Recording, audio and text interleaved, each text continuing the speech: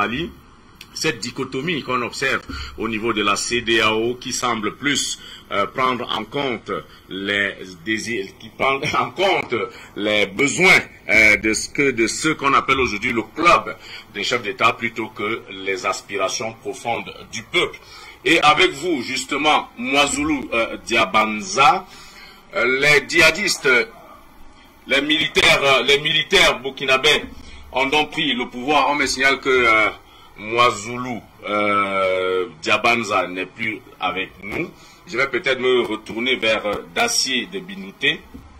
Les militaires burkinabés donc ont pris le pouvoir 15 jours seulement après les sanctions très féroces contre la junte au pouvoir au Mali. Est-ce que selon vous les décisions, les sanctions de la CEDEAO ne sont-elles plus dissuasives? Si oui, pourquoi? Merci. Avant de vous répondre, je vais faire un lien avec ce que j'ai dit par rapport au Mali. Et moi, personnellement, je ne suis pas contre le Mali. Je dis que je connais très bien l'histoire du Mali et nous encourageons ce qui se passe au Mali. On est très fiers. Mais en tant que panafricaniste, connaissant l'histoire de l'Afrique, je dors sur l'histoire africaine. Ça, je ne vais pas le mentir. Conformément à ces connaissances et à l'histoire de l'humanité, quand je dis que les Maliens sont lâches, ce n'est pas dans le sens de dire que les gens ne font rien. Moi, il ne faut pas flatter les Maliens. Les Maliens ne sont pas encore sortis de l'eau. Quand je dis que les Maliens sont lâches, c'est pour inciter les Maliens, pour dire aux Maliens, il y a des décisions courageuses qu'il faut prendre. Pour dire au peuple et aux autorités maliennes, on vous encourage certes, mais sachez que le peuple n'est pas encore libéré. Actuellement, pour que le peuple malien se sente libéré et se sente dans la révolution panafricaniste, c'est qu'au Mali, les autorités aient le courage de dire que toutes les troupes doivent quitter le territoire. 2. Que le Mali quitte le G5 Sahel et la CEDEAO. 3. Si le Mali veut vraiment son indépendance, que le Mali annonce qu'elle va frapper sa propre monnaie. 4. Que les autorités maliennes donnent un discours d'orientation politique dans lequel on voit une révolution culturelle, scientifique, afin que le peuple malien sache fondamentalement où il va. Et même si demain, les autorités maliennes ne sont pas là, le peuple sait qu'il y a un discours, il y a une orientation qui est là. Parce que le temps de diplomatie, le temps de faire la diplomatie est terminé. Il faut sortir de là et puis prendre des orientations politiques vraies. Et nous, les Africains, notre malheur, notre limite, c'est de savoir croire qu'il faut aller étape par étape. Il n'y a pas d'étape par étape. Quand on prend une décision, Thomas Sankara est venu, en 4 ans, on a vu ce qu'il a fait. Le contexte n'était pas favorable. Aujourd'hui, le gouvernement malien a un contexte très favorable. Le peuple est prêt pour aller vers une révolution. Le peuple est prêt à se sacrifier. Donc, il faut prendre des mesures courageuses. Il faut cesser la diplomatie. Il faut cesser étape par étape. Le Mali ne peut pas mettre autant de moyens dans l'armement. La Russie, la collaboration avec la Russie. Tous ces militaires étrangers présents au Mali, c'est le Mali qui paye. La France prend de l'argent. L'ONU prend de l'argent. Et s'asseoir sans une orientation. Parce que notre libération partira le jour où on aura une orientation politique, culturelle, scientifique et claire. Quand vous prenez par exemple tout ce que nous subissons comme problème, quand vous prenez la pharmacopée, le président rassemble tous les praticiens et les pharmaciens, on dit aux gens libérez votre génie, en 2 ans au maximum, le Mali peut être autonome du point de vue médical. C'est le génie créateur de tout peuple qui les libère. Et pour qu'il y ait un génie créateur, il faut qu'il y ait des discours, des orientations politiques claires. Les Chinois aujourd'hui, personne ne peut leur rien apprendre parce qu'il y a des orientations politiques et quand tu inventes, on protège ton invention, l'État en a besoin pour avancer. Mais nous, il n'y en a pas en Afrique. Toutes les armes que le Mali est en train de payer, c'est pourquoi je dis qu'il faut accompagner avec une révolution scientifique claire. Au sortir de là, que des Maliens puissent être capables de concevoir des armes. Donc voici ce que je veux dire. Moi, je n'ai jamais minimisé ce que le Mali fait. On est très fiers de ce qui se passe. Mais conformément à l'histoire africaine, il faut que les autorités maliennes aillent vite en libérant le peuple par un discours d'orientation politique avec des décisions internationales fortes. Ça, c'est sans discussion, sans débat si on veut se libérer. Voilà ce que je voulais dire. Maintenant, à propos de la CEDEAO, les sanctions de la CEDEAO, c'est ça que je dis. Au Burkina, rien de bon. Actuellement, on ne peut pas dire que rien de bon se passe. Parce que c'est le même comportement de diplomatie. Les gens viennent, non. À mon avis, vu les réalités, dès que les gens ont pris le pouvoir, ils doivent quitter automatiquement la CEDEAO. Parce que les autorités burkinabées, moi je ne sais pas pourquoi ils ont accepté d'accueillir la CEDEAO. On a eu les tueries de Solan. On n'a vu aucune délégation de la CEDEAO se rendre à Ouagadougou pour parler et prendre la sérieux.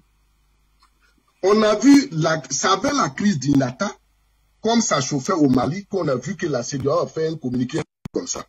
Mais quand il y a eu le drame de Yirgou, la CEDEAO n'a rien dit. Donc aujourd'hui, c'est-à-dire les gens pensent que la CEDEAO, c'est une grande organisation qui peut... La CEDEAO va mourir comme le Conseil de l'Entente. La CEDEAO va mourir comme le CBV. Aujourd'hui, les questions panafricaines, ce n'est pas avec ces vieilles organisations-là, non.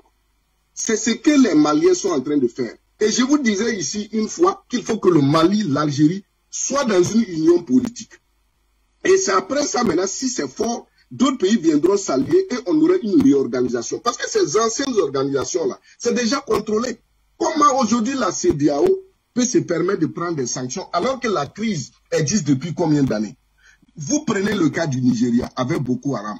Avez-vous déjà vu la CEDEAO faire des sommets pour dire que non, vu ce qui se passe au Nigeria, Boko Haram existe depuis combien d'années, on va envoyer des contingents pour pouvoir aider le Nigeria? Rien n'est fait.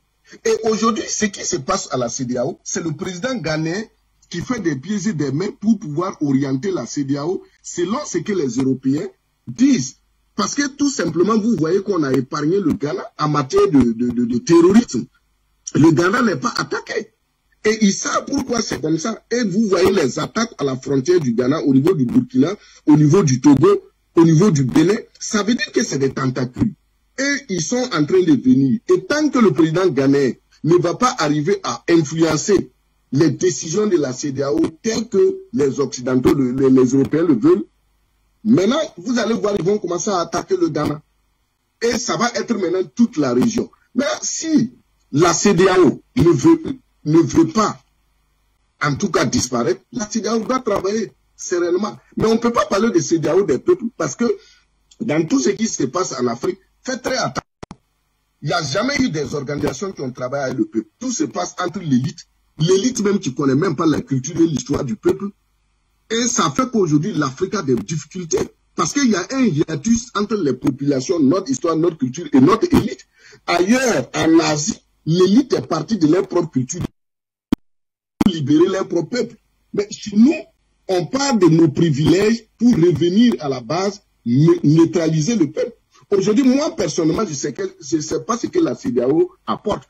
Le coup d'État. Parce qu'il y a des coups d'État, les coups d'État actuels ont des tendances panafricaines. Mais ce n'est pas des tendances panafricaines parce que le peuple africain veut se libérer, veut être libre. Des gens viennent maintenant paraître comme s'ils sont des panafricains et ils pensent que non, ils le peuvent. C'est pourquoi sur le terrain, vous voyez que les hommes politiques ont des problèmes parce que non, d'abord, ils ne sont pas charismatiques. Ce n'est pas des gens qui se sont préparés.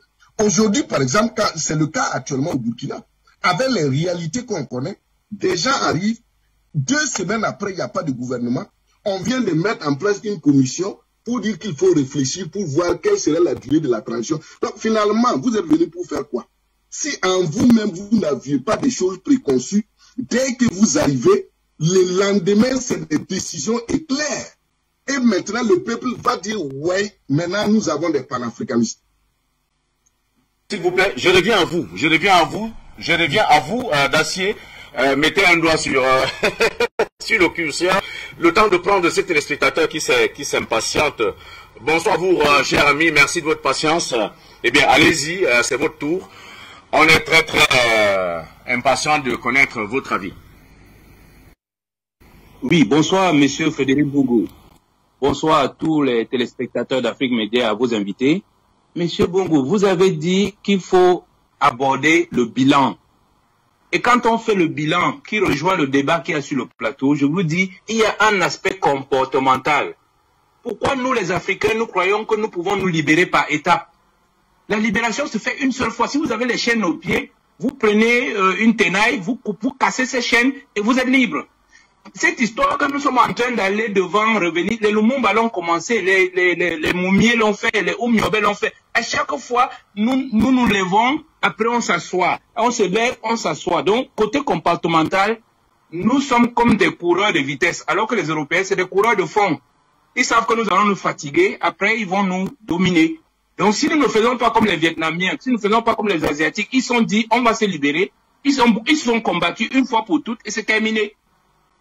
Regardez les Burkinabés, depuis Sankara jusqu'à aujourd'hui, ça fait combien de fois qu'ils sont soulevés? Et à chaque fois, on les fait se recoucher. Il faut que cette fois-ci, qu'ils ne se recouchent pas.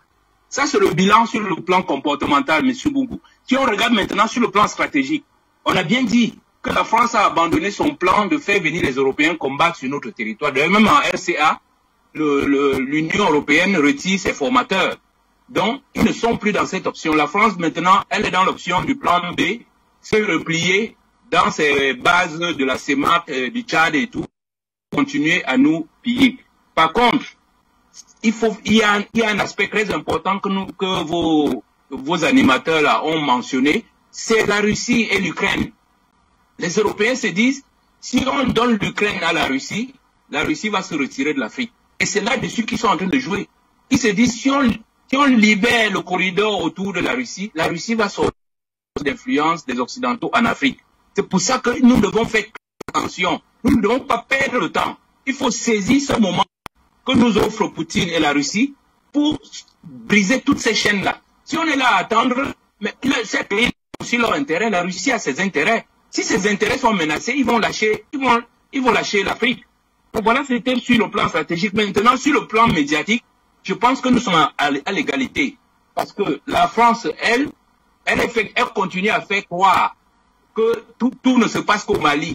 Mais alors qu'en réalité, M. Boungou, quand on regarde ce qui se passe depuis la Guinée équatoriale, en passant par le Cameroun, la Centrafrique, le Tchad, et en débordant par Boko Haram au Nigeria pour arriver dans l'UEMOA avec le Niger, le Mali, le Burkina Faso, la Côte d'Ivoire, le Togo.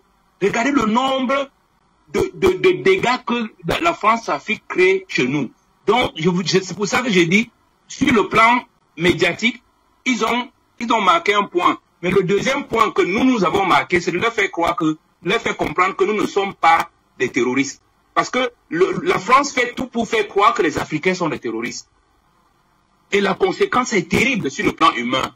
Ils se plaignent qu'on a tué 52 Français. Mais M. Boungou, de ce coup d'État en Guinée équatoriale jusqu'à tout ce qui se passe au Mali, au Cameroun et tout, même la guerre du Nozo, c'est parce que les anglophones ne tolèrent pas le système francophone. Ce sont les conséquences de tout ça.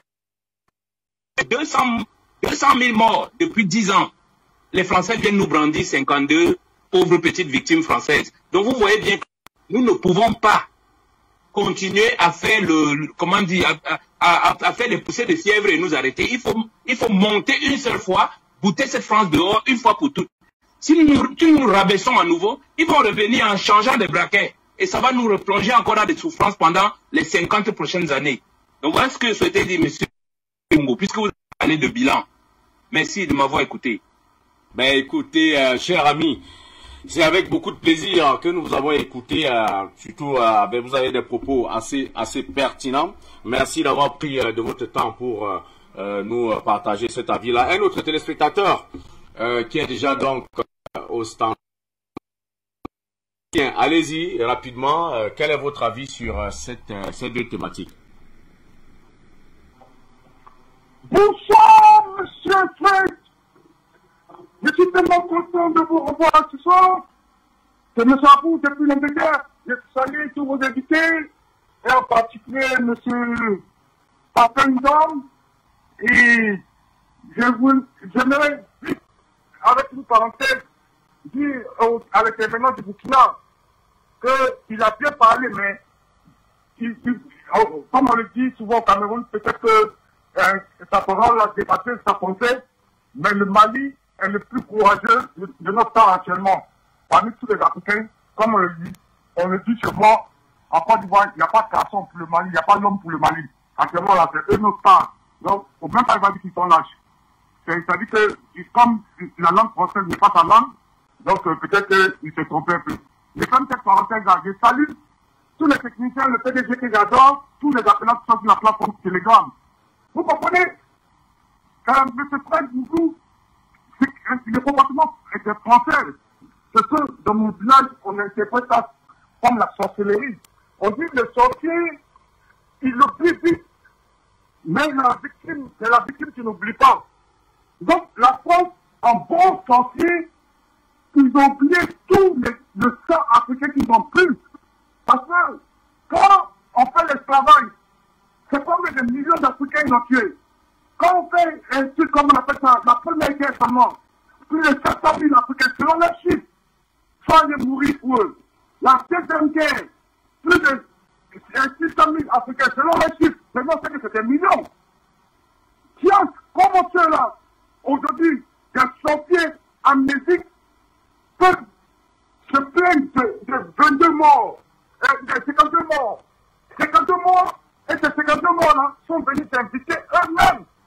Et ces 52 morts sont venus combattre les terroristes que les Français eux-mêmes ont équipés et un truc comme on appelle ça même, installé dans le nord du Mali. Donc, ce qui veut dire que c'est les Français qui ont combattu les Français, donc ils se sont tirés entre eux. Donc, ça n'a rien à voir avec nous. Ça vous dit quoi? Ça vous dit que cette fois-là, si le monde était sérieux, tout le monde devrait se mettre ensemble pour leur dire que ça suffit. Non, et le combat comme on a combattu le nazisme. Parce que, comment il faut comprendre qu'on est allé les assister pour combattre le nazisme, en retour pour remercier l'humanité, et tout ce qu'ils ont fait à l'humanité, c'est un nazisme 2.0. C'est-à-dire que tout ce qu'on a sauvé contre l'autre, maintenant ils pointent à leur compte et c'est ce qu'ils sont à l'humanité. Il faut du nazisme monétaire, il faut du nazisme sur les ressources premières de l'Afrique, du nazisme sur la population africaine. Parce que jusqu'en ce plein 21e siècle, la France a tué à bout portant 94 Ivoiriens devant l'hôtel d'Ivoire. Et a tiré plus de hélicoptères sur le pont au Fort Boigny, où il y a eu des centaines de milliers d'Ivoiriens qui sont morts noyés, en s'éjetant dans l'eau, et tout a tiré sur place. Mais ça, tout ça se fait en plein 21e siècle. Et ceux-là, aujourd'hui, ils ont le coupé de vouloir tout comme convoquer la mémoire des morts.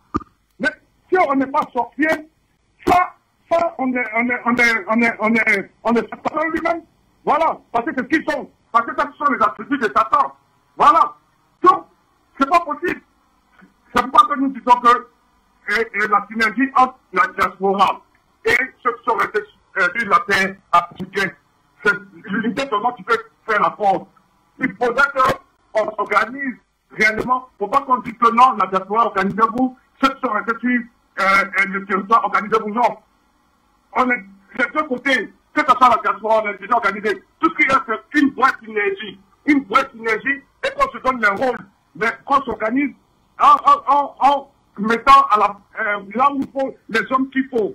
Vous comprenez? Parce que les Européens, nos adversaires, nos ennemis, les Français en l'occurrence, eux, ils ont des cabinets qui utilisent la psychologie africaine. Comment diviser ces Africains-là? Comment il faut les battre? Donc, ils ont des cabinets dans différents domaines. C'est-à-dire qu'ils nous étudient profondément de façon collégiale.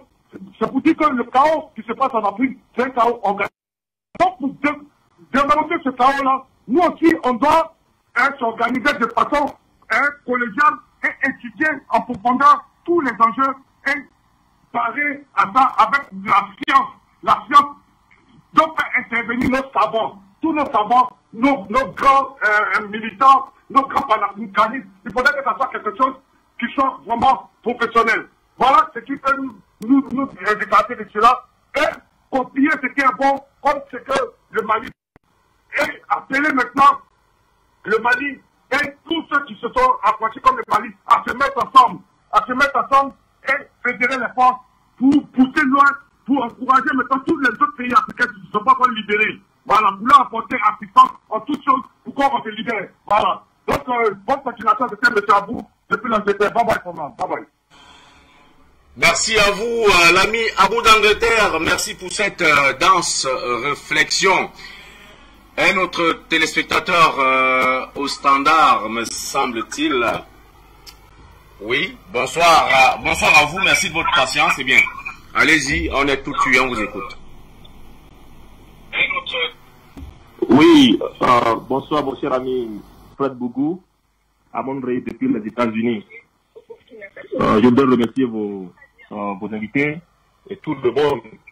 Alors, je voudrais rapidement rebondir sur, je crois, l'avant-dernier intervenant qui parlait de cette occasion-là que nous devons saisir pour aller vite. Je vous rappelle que la position dans laquelle se trouve un pays, un gouvernement, des autorités comme les autorités maliennes, sont extrêmement favorables pour les Africains. Je veux dire par là qu'avant que l'Afrique ne retrouve de telles autorités, de tels leaders, j'allais dire, qui ont fait en poupe, on peut attendre encore 1 à 2 générations. Vous devez savoir que ces gens de leaders-là ne viennent dans l'histoire des peuples que à des intervalles de générations données. Je peux dire par là que, avec tout ce vent favorable dont disposent les autorités maliennes, je pense qu'il est vrai, elles font beaucoup de choses, mais elles doivent aller non seulement plus fort, mais plus vite que ça. Parce que, comme l'a dit cet auditeur-là, mais il est possible que notre allié principal aujourd'hui, que constitue la Russie, puisse, à un moment donné, quand cette Russie-là trouve son compte, son intérêt, auprès des Occidentaux, elle puisse ne plus avoir le même niveau d'engagement pour aider les Africains. Par conséquent, à ce moment-là, on ne pourra plus avoir ce pouvoir-là dont nous disposons. Et c'est un peu ce que votre invité burkinabé tentait d'expliquer. Je veux dire par là que, à l'heure actuelle, les autorités maliennes n'ont plus absolument aucune contrainte pour prendre des décisions énormes et courageuses. Comme je le dis toujours, je le rappelle, elles le font déjà. Mais je pense que, visiblement, le Mali ne peut plus attendre plus de 2-3 mois avant de faire monnaie. Le Mali ne peut plus attendre plus de 2-3 mois avant de dire officiellement à Barkhane de partir. Le Mali ne doit plus être dans une position défensive par rapport aussi bien à la France qu'à l'Union européenne. Le Mali ne doit plus attendre que l'Union européenne sanctionne, par exemple, jusqu'au Premier ministre malien, et que c'est après, ils ont fait cette sanction, il y a déjà 2-3 jours, mais on n'a pas encore entendu le Mali réagir. Je veux dire que le Mali ne doit plus être dans une position défensive à l'heure actuelle parce que le Mali a le vent en poupe. Le Mali actuellement a le rapport de force en sa faveur. Par conséquent, ce n'est que dans cette seule condition-là que ces Maliens peuvent faire de grandes choses sans avoir aucune, n'est-ce pas, conséquence négative sur elles. Par rapport à la question de la CEDEAO, mais la CEDEAO ne peut pas être une CEDEAO des peuples, puisque les dirigeants actuels de la CEDEAO, si ils étaient vraiment des dirigeants qui sont élus par le peuple, quelles que soient les décisions que ces dirigeants vont prendre là, ce sont des décisions, et ces décisions iront en faveur de ces peuples-là. Et comme la plupart d'entre eux ne sont pas des dirigeants élus par le peuple, donc c'est normal que ces dirigeants-là prennent des décisions qui vont à l'encontre de leur peuple. Ne serait-ce que hier, je crois, ou bien avant-hier, j'ai écouté par exemple le président congolais, Denis Sassou Nguesso, qui avait été reçu par Alassane Ouattara lors de la session de l'Union africaine. Mais à l'heure actuelle où l'Afrique est en train de peiner par rapport à la question sécuritaire, on voit de tels dirigeants qui viennent, n'est-ce pas, à la télé et qui disent que le problème principal de l'Afrique aujourd'hui, c'est le Covid-19. Alors que quand on parle des statistiques, mais si un pays doit courir derrière le Covid pour trouver des solutions, ou bien un conseiller doit le faire, mais ce n'est certainement pas l'Afrique. Avoir les taux de contamination et de décès. Mais comment de tels dirigeants peuvent venir à la télé pour dire que notre problème principal, c'est le Covid, alors qu'on a le plan de développement, on a la sécurité et autres. Donc ça prouve que ces dirigeants-là sont à nos têtes, non pas pour nous, mais pour ceux qui les ont placés au pouvoir. Donc le peuple ne peut plus raisonnablement avoir confiance à ces gens. Oui, retour sur ce plateau. Le grand pharaon à Montréal. Je crois qu'on a capté l'essentiel de son discours. Alors, si Dacier de Bindouté, non, plutôt l'ami Ngouti Béanzin, je voudrais quand même vous passer la parole pour que vous disiez quelques mots sur cette deuxième thématique qui nous tient pratiquement à la gorge. J'ai pas compris, s'il vous plaît. Votre question? Oui, Ngouti Béanzin, je vous posais la question sur cette sur la CEDEAO avec ses sanctions. Vous savez que oui, depuis 2001, la charte de la CEDEAO est basée donc sur le protocole de la démocratie et la bonne gouvernance, mais on a comme sentiment que ce protocole de démocratie ne profite qu'au président en place, puisqu'elle donne la latitude de faire des coups d'État institutionnels. On l'a vu dans plusieurs pays, je n'ai pas besoin de citer, même des coups d'État électoraux par ailleurs, et même disqualifier certains concurrents sur tapis vert. Donc on a donc le sentiment que ce protocole de démocratie-là sert plutôt les intérêts du club des chefs d'État, plutôt que de rechercher à inscrire dans la réalité les aspirations profondes des peuples. Est-ce que c'est votre sentiment? Est-ce que vous avez la même lecture? Oui, cher aîné, j'ai la même lecture et je vais répondre avant de répondre en disant que vous savez, nous sommes très proches des autorités maliennes, nous discutons, nous proposons des conseils aux autorités maliennes et je peux vous dire, et que je le dis ici sur Afrique Média, que le dossier des forces Barkhane de l'armée française est déjà sur la table et que dans les semaines à venir, vous allez voir que le Mali, encore une fois, les autorités vont nous surprendre en demandant le retrait et la fin peut-être de la force Barkhane, d'où l'anticipation dans ce jeu de dupes que essaye de faire Paris pour dire que Paris, la France met fin aux interventions de la force Barkhane pour rester dans Takuba. Donc moi, c'est l'information que je vous donne. Le dossier est déjà sur la table et à l'heure où nous sommes en train de parler, les négociations sont déjà très chaudes entre Paris et Bamako. Ensuite, concernant la CEDEAO, vous savez, la CEDEAO est complètement déconnectée du peuple africain. Le processus démocratique occidentale que cette organisation corrompue, remplie de négriers, cherche à imposer aux populations africaines.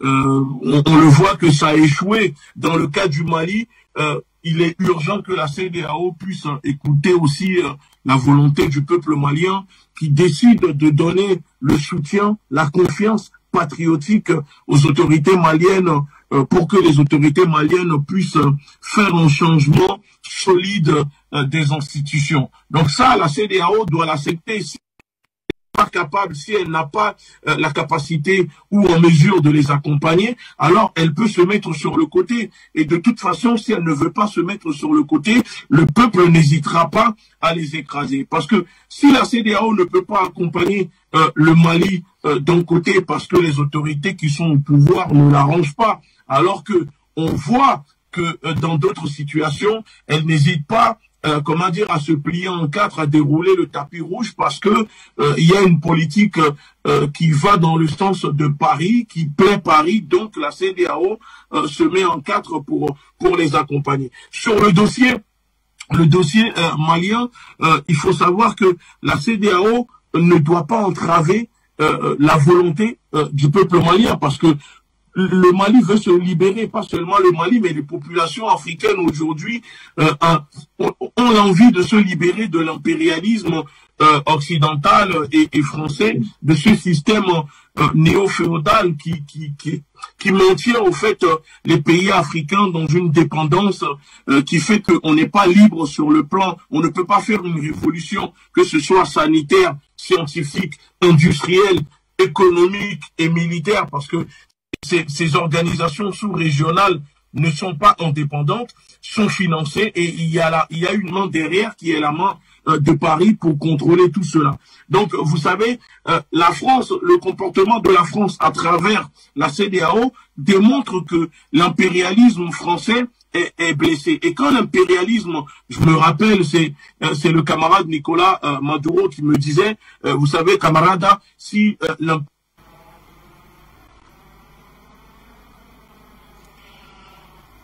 malheureusement, nous avons perdu Ngouti Béanzin, mais patient parfait, on est pratiquement au thème de cette émission. Vous avez écouté les uns et les autres, mais il y a surtout une rhétorique qui revient. Justement, il y a un spectateur plutôt avisé, c'est Mifunu du Burundi, Delphin, qui dit aujourd'hui, comme les gens disent qu'il faut aller très vite, le Mali n'a plus droit, il pose la question de savoir, sans la coopération donc géomilitaire russe, étant donné le retard militaire de beaucoup de pays, de régions en France CFA, retard causé par l'Élysée bien sûr, c'est-à-dire la France, c'est vrai, comment des États affaiblis comme le Burkina Faso, le Mali et la RCA vont protéger leurs États et entendre leur territoire? C'est une question de fond. D'abord, je profite pour saluer mon jeune frère Delphin depuis le Burundi et pour dire que bon, j'ai l'impression cet après-midi sur ce plateau d'avoir des gens vraiment qui ont soif de changement, qui veulent que ça aille très vite, mais qui ne comprennent pas déjà que le Mali est déjà en train d'aller très vite. Et il faut savoir raison garder, et ne pas donner l'impression d'être des donneurs de leçons. Des gens qui sont déjà dans la révolution. Il faut aller vite, mais il ne faut pas aller dans la précipitation. Ils sont déjà dans le changement. Ne jouons pas les gauchistes. Vraiment, chers amis, ils sont déjà dans le changement.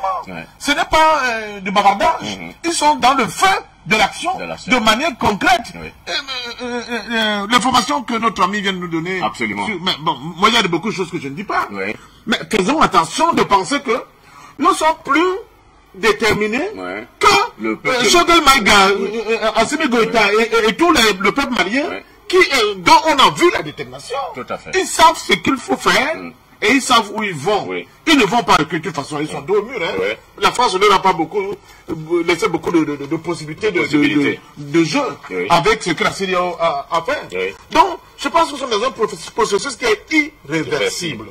Donc, arrêtons souvent de donner, d'être de grands donneurs de leçons aux gens qui sont, eux, dans le feu de l'action. Surtout que nous voyons tous ce que cela est en train de produire. Et mieux encore, l'attitude malienne, la détermination du Mali est même profitable aujourd'hui, n'est-ce pas, à certains, tu référais de l'ordre de tableau occidental. Parce qu'en réalité, cela nous donne des cartes pour négocier mieux certaines situations, même pour leur propre existence, la propre politique institutionnelle.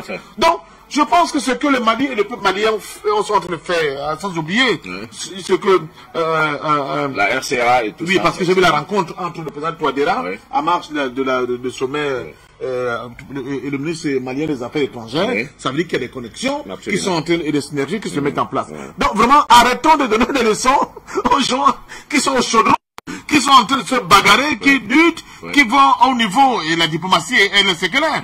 On a vu que l'action du ministre malien des Affaires étrangères a obligé l'Union européenne de faire du rétropédalage. Donc il y a des victoires qui sont engrangées et qui ne vont pas du tout émousser la détermination du peuple malien à se débarrasser des chaînes françaises. Donc s'il vous plaît, un peu de bémol, c'est nous peut-être qui sommes en retard, les Maliens eux sont très en avance, donc faisons attention de nous comporter comme des ténèbres de notre leçons, mais surtout, à mon ami le sociologue là, il y a des mots qu'on n'emploie pas. C'est choquant d'entendre le mot lâche. Ils sont lâches par rapport à quoi? Ils ont pris des risques. Assimi Goïta, actuellement la France va tout faire pour le descendre, pour le tuer. Mais je peux vous dire que la France délocalise Takuba, l'amène au Tchad ou bien au Niger, le peuple tchadien et nigérien vont se lever pour dire on n'en veut pas. Vous pouvez être sûr. Et c'est ça le rôle comment dire ça, d'éducateur, de pédagogue que vous devez avoir vis-à-vis de ce peuple, parce que l'heure est grave. Il faut que nos populations comprennent évidemment que l'heure est grave, elles doivent être mobilisées debout pour défendre les intérêts et la souveraineté de notre continent. Eh bien, on ne pouvait pas mieux conclure sur ces deux thématiques importantes qui visent donc l'avenir, la vie et l'avenir de l'Afrique. Malheureusement, je ne peux pas redonner la parole à mon ami Dacier de Bidouté. Ce sera pour la prochaine fois. Il ne me reste plus qu'à vous dire merci infiniment, chers panélistes, d'avoir pris de votre temps pour venir discuter de ces questions importantes pour l'Afrique. Merci à tous les téléspectateurs qui nous suivent. Merci aux techniciens. Quant à moi, je vous retrouverai avec un égal plaisir lors des prochaines éditions, Inch'Allah.